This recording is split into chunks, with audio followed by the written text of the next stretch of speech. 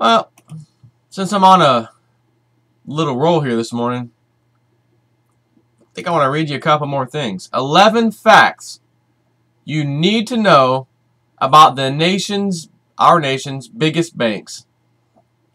Really? Yeah, oh yeah, really. The Occupy Wall Street protests that began in New York City more than 3 weeks ago have now spread across the country. The choice of Wall Street as the focal point for the protests, as even Federal Reserve Chairman Ben Bernanke said, makes sense due to the big bank malfeasance that led to the Great Recession. Whoa, Bernanke.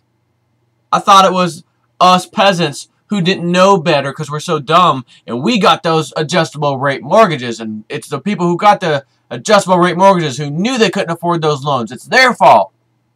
He just admitted what I've been saying, and everyone else has been saying. Big bank malfeasance led to the Great Recession. He said it. Now that we got that closed, while the Dodd-Frank financial reform law did a lot to ensure that a repeat of the 2008 financial crisis won't occur through regulation of derivatives, a new consumer protection agency, and new powers for the government to dismantle failing banks, the biggest banks, still have a firm grip on the financial system. Even more so than before the 2008 crisis. Here are 11 facts that you need to know about the nation's largest banks. And of course, I'm talking JP Morgan, Bank of America, Citi, etc.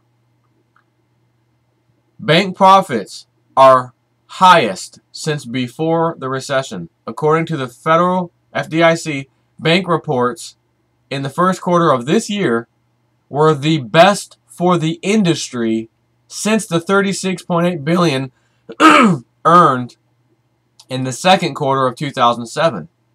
JP Morgan Chase is currently pulling in record profits, which is interesting because their bank stock is just diving anyways. Next one. Even as the banks plan thousands of layoffs, banks including Bank of America, Barclays, Goldman Sachs, and Credit Suisse are planning to lay off tens of thousands of workers.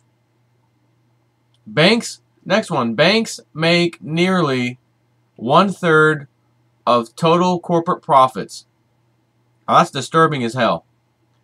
Banks make nearly 1/3 of all total corporate profits in this country.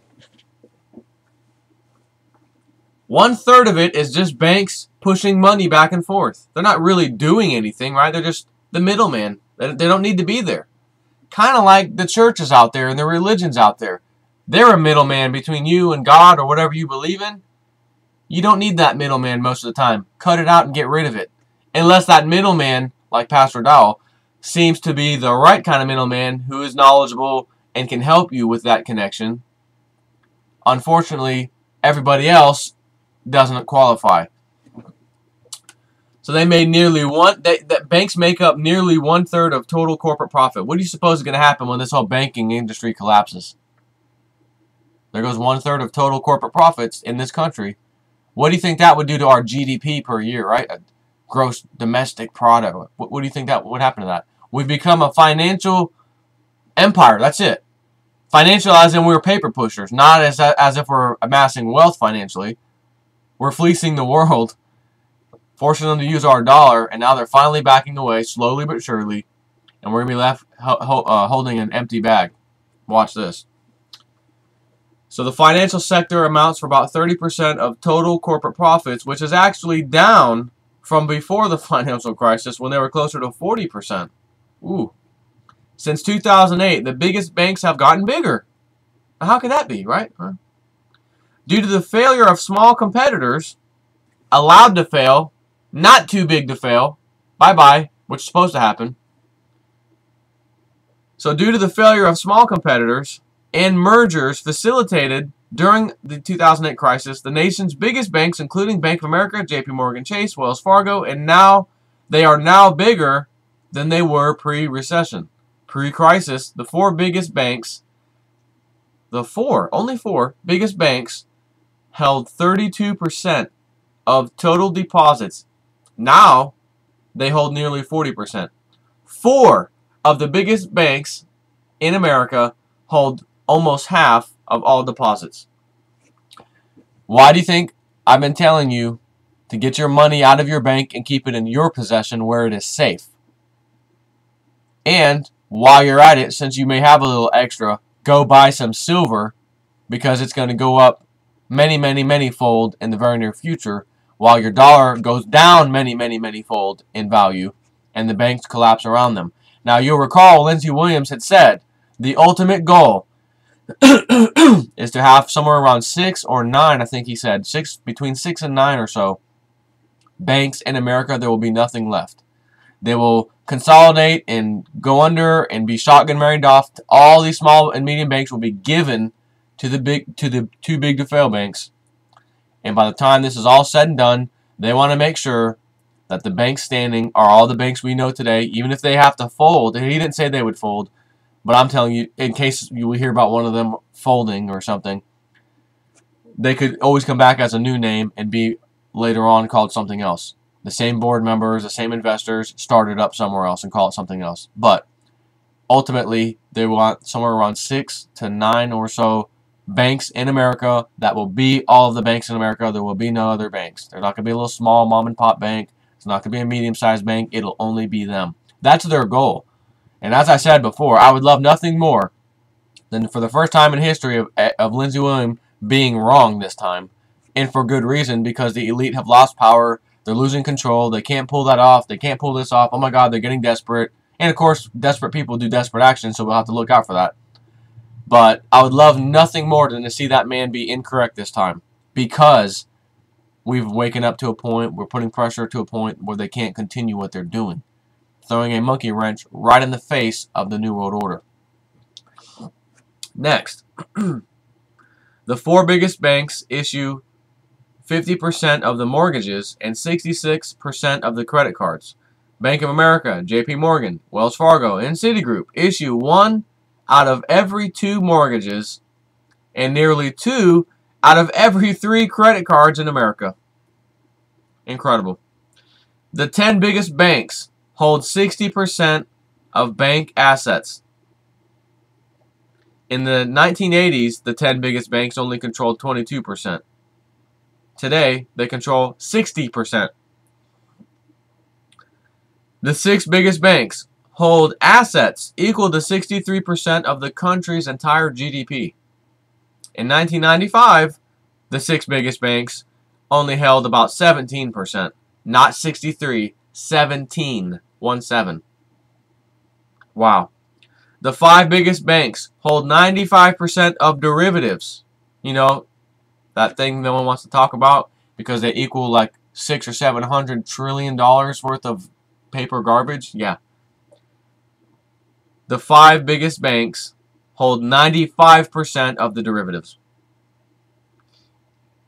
Nearly the entire market in derivatives, the credit instruments that helped blow up some of the nation's biggest banks, as well as mega insurer AIG, is dominated by just 5 firms. Guess who?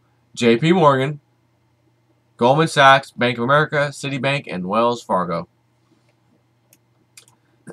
Banks cost households nearly $20 trillion in wealth.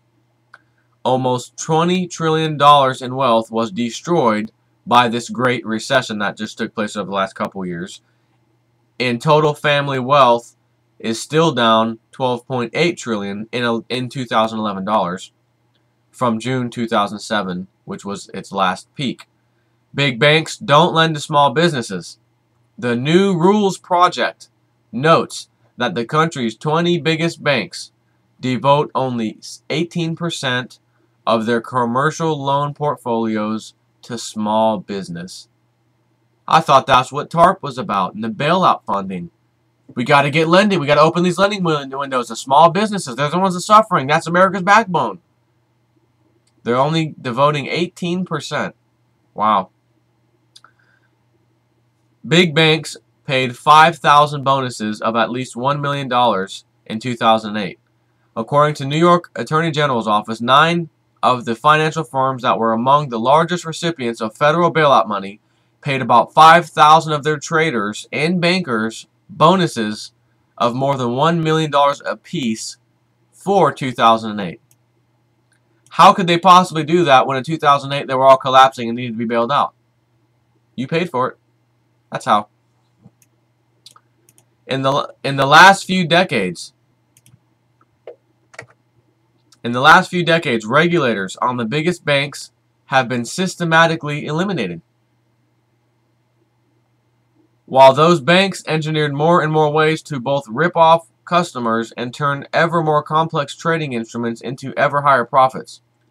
It makes perfect sense, then, that a movement calling for an economy that works for everyone would center its efforts on an industry that exemplifies the opposite.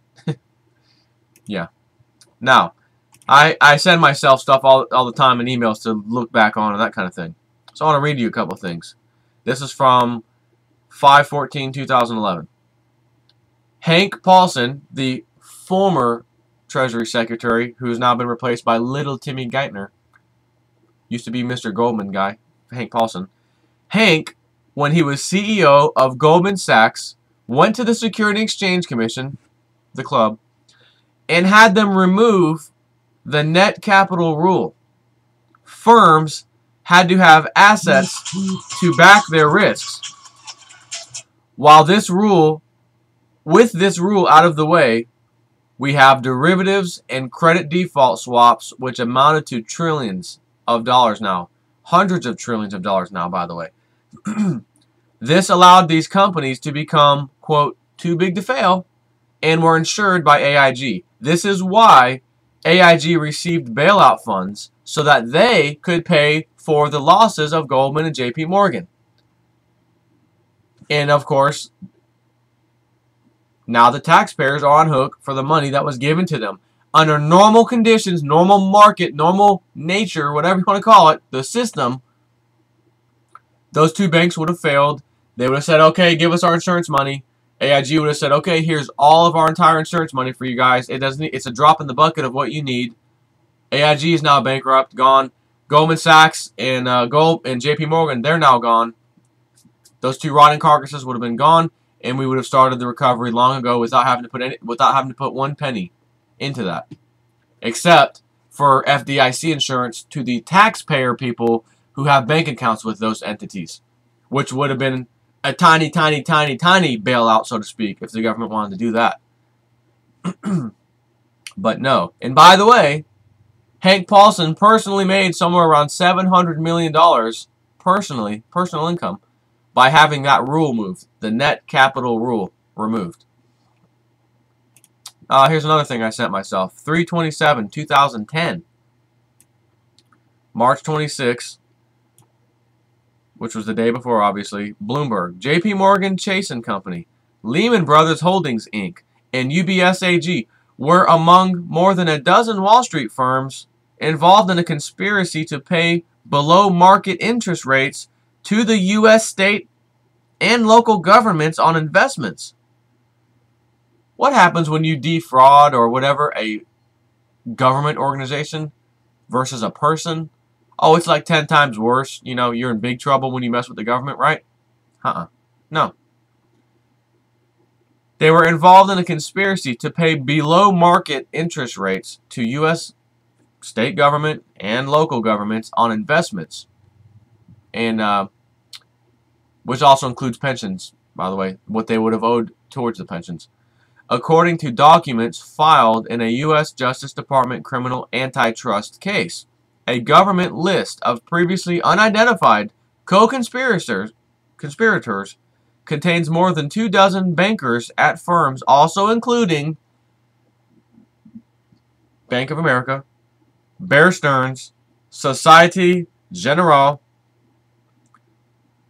two of General Electric companies, financial businesses, and Solomon Smith Barney, the former unit of Citigroup, according to documents filed in U.S. District Court in Manhattan on March 24th, 2010.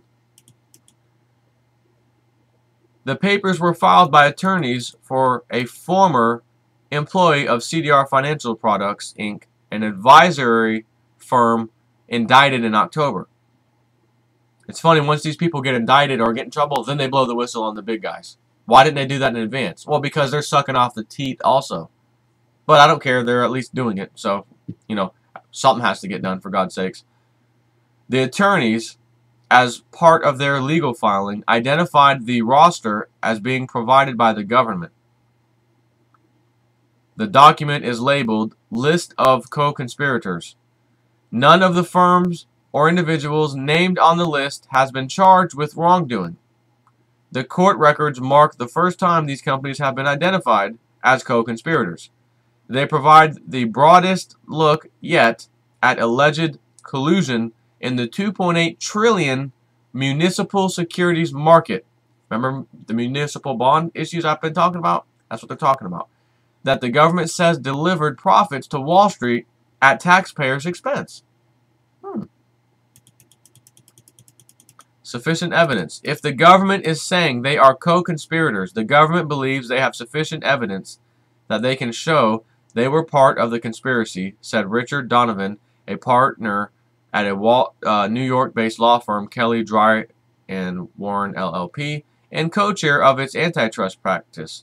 Donovan isn't involved in the case. The government case centers on investment known as guaranteed investment contracts that cities, states, and school districts buy with the money they receive through municipal bond sales. Some $400 billion, that's half of a trillion, just about, of municipal bonds are issued each year.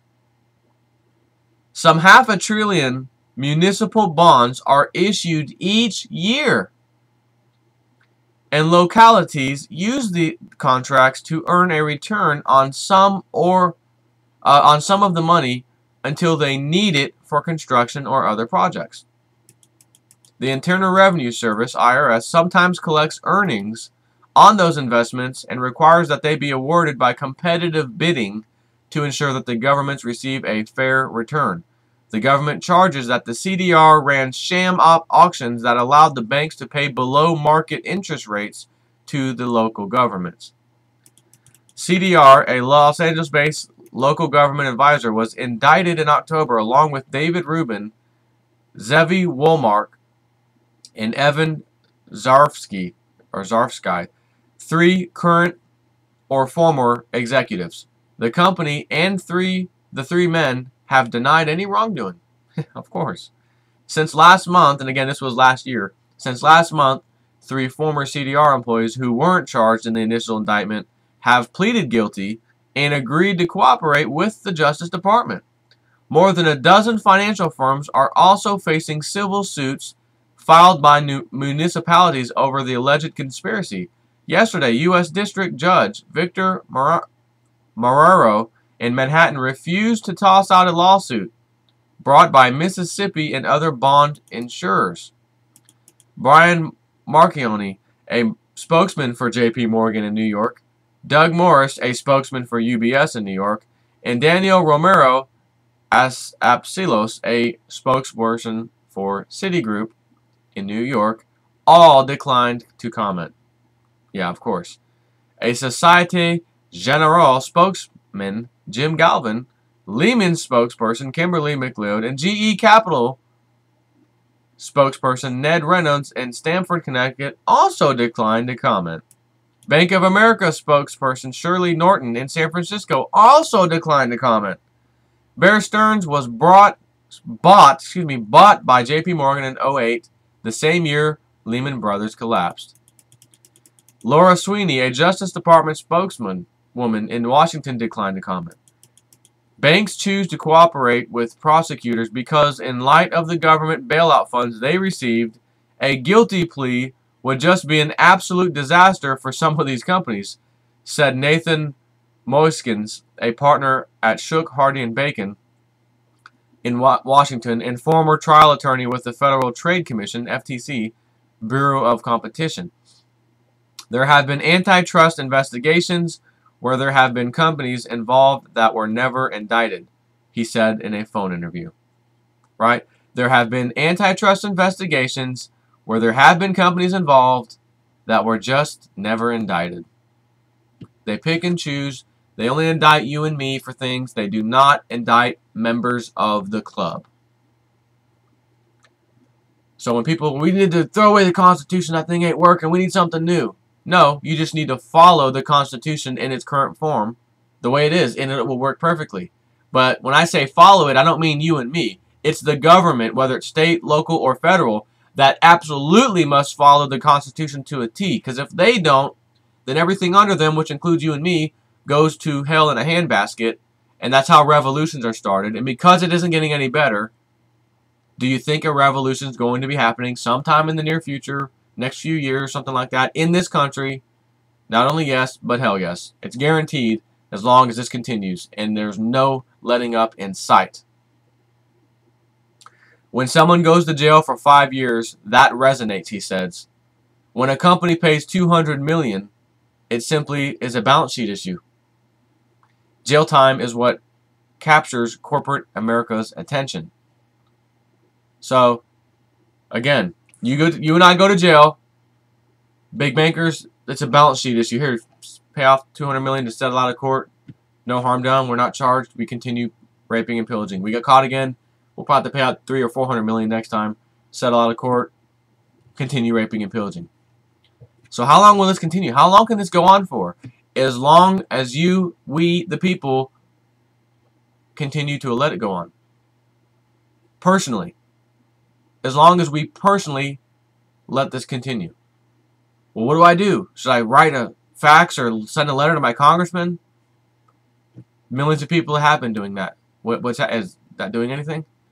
Right, so this whole rules and law, the whole system's in place under this so-called society.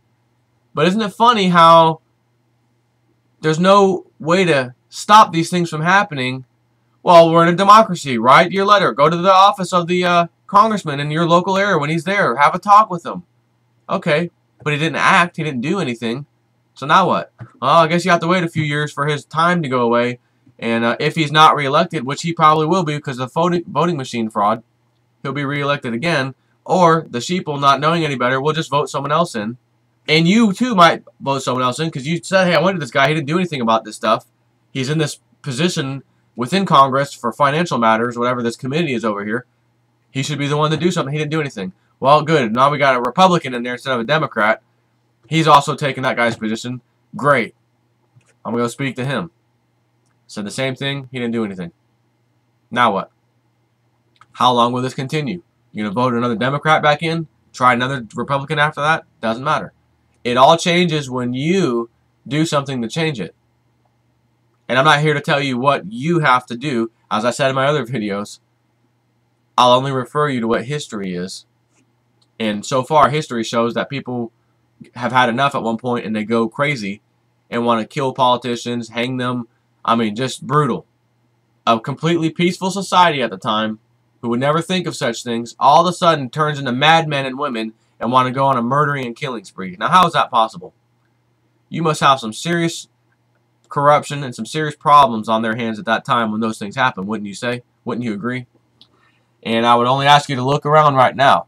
So as my advice to you, so you don't have to get involved in these kind of things, revolutions and all that, you could be one of the guys that sits on the side, and comfortably sitting on the side, if you would just invest a nice amount of money into things like silver and gold, especially silver, because silver is going to be the big winner. They're both huge winners, but silver is going to be a bigger winner because it is pushed down harder than gold. So that's my advice so that you don't get caught up in this mess. But you may even be in a position where you're not caught up in the mess and you see something on TV that they did to some protester or something happens that makes you so upset, so angry. You fly out of the house and get in your car and go down to where this just happened and you want someone's butt to pay big time and it just escalates. It can happen. Trust me. But under no circumstances do I want to get involved in this. I want to be out in my little piece of land out in Tennessee near Pastor Dowell, living a little slow, peaceful life, chilling like a villain. So that's all I got for you. Take care.